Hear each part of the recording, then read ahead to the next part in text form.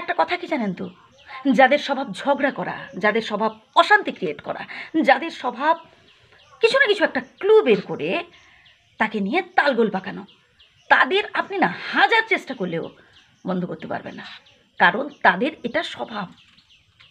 মানে তাদের হচ্ছে এই ধরনের সমস্যা ক্রিয়েট না করলে তাদের ভারী হজম হয় না, এটা তাদের স্বভাব। কিছু কিছু মানুষ আছে দেখবেন আমাদের আশেপাশে, এই ধরনের মানুষ দেখতে পাওয়া যায়। এরা কি করে বলুন তো, ধরুন আপনি কিছু উপকার করার চেষ্টা করলেন, সে সেখান থেকে কিছু না কিছু একটা ক্লু বের করবে, যে সেটাকে নিয়ে বিশাল আকার ধারণ করবে। এটা এভাবে করলো, এটা এভাবে করা ঠিক নয়।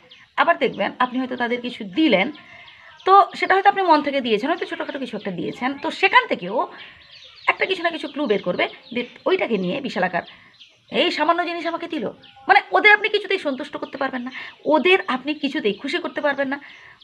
ওরা হচ্ছে মানে এতেই অভ্যস্ত, বুঝলেন। আর এই ধরনের মানুষগুলোর কোনো রকম কথাবার্তায় কান দেবেন না, মন খারাপও করবেন না। আপনি আপনার কাজ করে যান, ও যা ভাবছে ভাবুক, ও যা বলছে বলুক।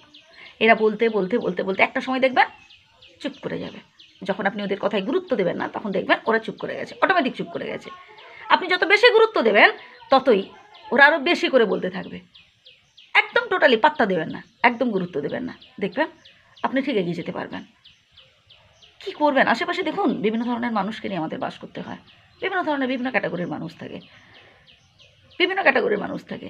ঈশ্বর যেমন সৃষ্টি করেছেন, বিভিন্ন জীবকে বিভিন্নভাবে সৃষ্টি করেছেন। তো যাই হোক, সেটা নিয়ে বড় কথা নয়। বড় কথা হচ্ছে এটাই, যে আমাদের ভালো গুণগুলোকে গ্রহণ করতে হবে আর খারাপ গুণগুলোকে বাদ দিয়ে দিতে হবে। অর্থাৎ যে মানুষরা আমাদের শুভাকাঙ্ক্ষী, যে মানুষরা ভালো ভালো উপদেশ দেয়, যে মানুষরা ভালো ভালো কথা বলে, তাদের সাথে ভালোভাবে মিশুন। সবার সাথে মিশুন, বাট এদের সাথে ভালোভাবে মিশুন, এদের থেকে কিছু গ্রহণ করুন। যারা ভালো মানুষ, তাদের থেকে ভালো বুদ্ধি, ভালো সাজেশান, তাদের সাথে তাদের মিশুন, তাদের থেকে গ্রহণ করুন এই বিষয়গুলো। বাট যারা এই ধরনের মানুষ, মানে এই পরচর্চা, পরনিন্দা, কিছু একটা ছোটোখাটো বিষয়কে নিয়ে বিশাল আকার ধারণ করা, কী বলবো, গোষ্ঠীর মধ্যে কি দল গঠন করে, মানে এরা হচ্ছে এইরকম। তো এদের কথা একদম কান দেবেন না, আর এদের কথা মাইন্ডেও নেবেন না।